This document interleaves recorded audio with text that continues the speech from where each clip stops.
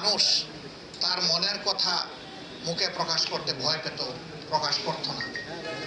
যারা দুই একজন সাহস করে প্রকাশ করতেন তাদের পরিণতি কি হয়েছে আমরা সেটা দেখেছি। কিন্তু আলহামদুলিল্লাহ শেষ পর্যন্ত অনেক জীবন, অনেক রক্ত, অনেক ত্যাগ তিতিক্ষার মধ্য দিয়ে গত মাসের ৫ তারিখ এই জাতির বুকের উপর থেকে একটি ভারী পাথর আল্লাহ তাআলা সরিয়ে দিয়েছেন। মহান রবের দরবারে শুকরিয়া আদায় করি আলহামদুলিল্লাহ রাব্বিল আলামিন। আমি একজন রাজনৈতিক কর্মী হিসাবে আমার লজ্জা হয় যে কোনো রাজনীতিবিদ, কোন নেতা নেত্রী পালিয়ে গিয়েছেন এই শব্দটা ব্যবহার করতে আমার লজ্জা হয়। ওই ঘটনার পরপরই আমি বলেছিলাম যে আত্মহত্যা ভয়ঙ্কর পাপ, মহাপাপ, গুনাহে কবিরা। একদিক থেকে এটার একটা গুরুত্ব অবশ্যই আছে, নেতিবাচক গুরুত্ব, কিন্তু আমার কাছে যেন মনে হয় যে যারা জনগণের খেদমত করার দায়িত্ব এসে জনগণের মালিক বনে গিয়েছিলেন, তারা যখন মিথ্যা মালিকানা ছেড়ে কে কোন দিকে পালাবেন, সেই পালিয়ে যাওয়াটা এর চাইতে আমার কাছে মনে হয়েছে ভয়ঙ্কর রাজনৈতিক দৃষ্টিকোণ থেকে। কেন তারা পালালেন? পালাতে হলো কেন? তারা জানেন তারা কি পরিমাণ অপকর্ম করেছেন, মানুষের উপর জুলুম করেছেন, মানুষের হক নষ্ট করেছেন, সম্পদ লুণ্ঠন করেছেন, দেশের বাইরে টাকা পাচার করেছেন, অন্যায় অত্যাচার করেছেন। তাদের হাতে অত্যাচারিত হয়নি এমন একজন মানুষও বাংলাদেশে খুঁজে পাওয়া যাবে না। এমনকি তারা তাদের উপরে অত্যাচার করেছে। তাদের ইনফাইটে 450-র মতো তাদের সহকর্মী তাদের হাতে মারা গিয়েছে। এরা কত ভয়ঙ্কর! যারা নিজেদের কর্মী একই প্লেটে যারা একসাথে ভাত খায়, ভাগাভাগি করে, সেই লোকগুলা তার আপন কর্মীকে হত্যা করতে যাদের দ্বিধাবোধ হয় না, জনগণের বুকে ছুরি কিংবা গুলি চালাতে তাদের দ্বিধাবোধ হওয়ার কথা নয়। আল্লাহ তাআলার অশেষ মেহেরবানি।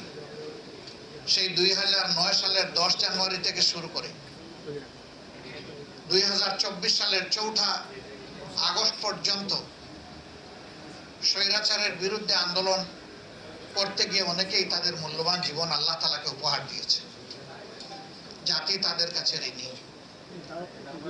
আল্লাহ তাআলার দরবারে দোয়া করি যারা ঈমান নিয়ে নির্যাতিত হয়ে এভাবে দুনিয়া থেকে বিদায় নিয়েছে, আল্লাহ রাব্বুল আলামিন তাদের সকলকে শাহাদাতের উত্তম মর্যাদা দান করুন। বিশেষ করে ধারাবাহিক এই আন্দোলনের শেষ পর্বে এসে কোটা সংস্কারের দাবিতে যে আন্দোলন গড়ে উঠেছিল, বৈষম্য বিরোধী যে আন্দোলন দানা বেঁধে উঠেছিল, এই আন্দোলনকে দমাতে গিয়ে গায়ের জোরে অতীতের মতো দানবীয় রূপে নিজ দেশের জনগণের অর্থে কেনা অস্ত্র আর বুলেট নিজ দেশের জনগণের উপর যারা ছুঁড়ে মেরেছিল, এই বুলেটে যাজরা হয়ে দুনিয়া থেকে যারা বিদায় নিয়েছেন, আমাদের প্রিয় জাতি তাদের কাছে চিরদিন ঋণী থাকবে। তাদের এই ঋণ পরিশোধ করার কোনো শক্তি আমাদের নেই।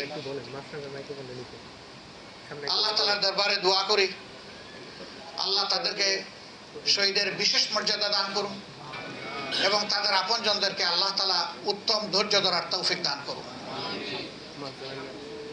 এই হাজারো শহীদের পাশাপাশি লাখো লাখো তরুণ ছাত্র জনতা, আপামর মানুষ, 1.5 মাসের শিশু থেকে 90 বছরের বৃদ্ধ পর্যন্ত রাস্তায় নেমে যারা স্বৈরাচারের বিরুদ্ধে লড়াই করেছেন, আমি তাদের প্রতি গভীর কৃতজ্ঞতা জ্ঞাপন করছি।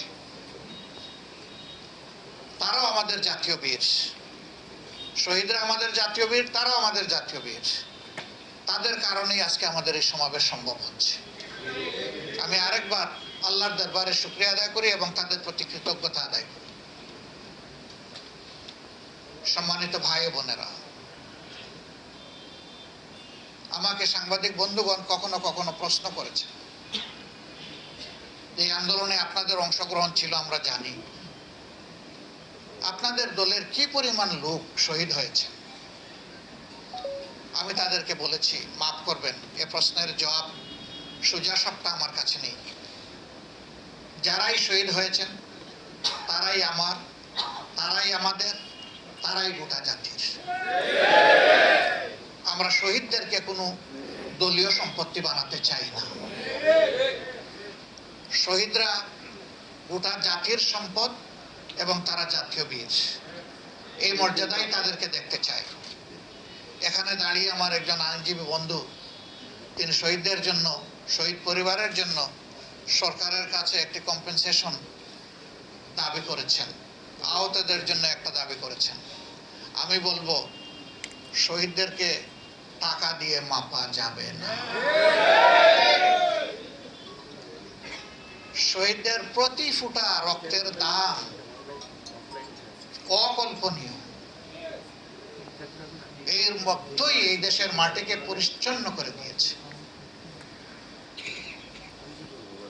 হ্যাঁ, তারপরেও যে পরিবারের একমাত্র সন্তান শহীদ হয়ে গেল, সেই পরিবারের প্রতি সরকার এবং সমাজকে মানবিক দায়িত্ব পালন করতে হবে।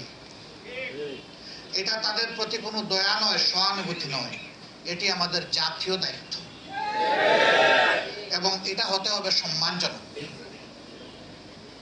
সম্মানের সাথে এই পরিবার যাতে বসবাস করতে পারে, এরকম করেই তাদেরকে অবশ্যই সহযোগিতা করতে হবে। আমার কাছে উত্তম মনে হয় ওই রকম অনুগ্রহ আর দয়ার ভাব না দেখিয়ে প্রত্যেকটি পরিবার থেকে যারা কর্মক্ষম রয়েছেন তাদের যোগ্যতা মাফিক তাদেরকে সরকারি চাকরি হাতে তুলে দিতে হবে। তাহলে এই পরিবার কারো কাছে হাত পাতার তার প্রয়োজন হবে না, তারা সম্মানিত বোধ করবে এবং এটি রাষ্ট্রীয় দায়িত্ব। আজকে যারা উপদেষ্টা পরিষদে এসেছেন, এক ভাই বলেছে যারা বসেছেন, না তারা বসেনি, আমরা বসিয়ে দিয়েছি। গোটা জাতি তাদেরকে বসিয়ে দিয়েছে। কাউকে না কাউকে প্লেনের ককপিটে বসতে হবে প্যাসেঞ্জারকে ডেস্টিনেশনে নিয়ে যাওয়ার জন্য, এবং যারা বসবেন তাদের নো হাউ থাকতে হবে। তারা জানবেন যে কি বিষয় নিয়ে তারা বসেছেন, কি তাদের দায়িত্ব।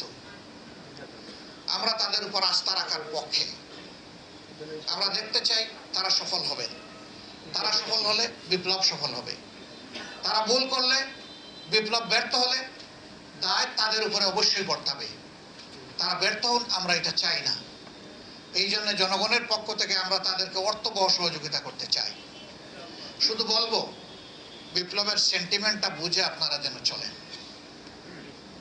জনগণ এই বিপ্লবের যে চেতনা অন্তরে ধারণ করেছে, এটা যেন কখনো আপনারা ভুলে না যান।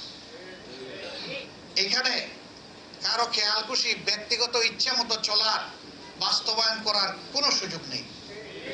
ইতিমধ্যে বিভিন্ন জায়গায় পুনর্বিন্যাস করা হয়েছে, কিছু সংস্কার আনা হয়েছে এবং ব্যাপক অসন্তোষ কোনো কোনো ক্ষেত্রে দেখা দিয়েছে। কেন এটি হবে? এই ব্যাপারে যথেষ্ট সতর্কতা অবলম্বন করা উচিত।